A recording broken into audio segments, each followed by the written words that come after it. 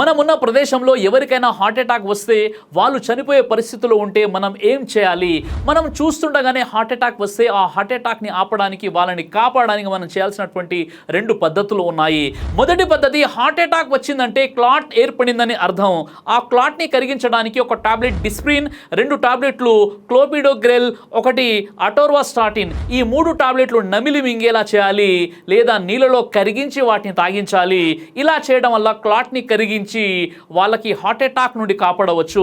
ఒక నిండు ప్రాణాన్ని కాపాడే ఈ 3 టాబ్లెట్స్ ని ఖచ్చితంగా మీ ఫస్ట్ ఎయిడ్ బాక్స్ లో పెట్టుకోండి.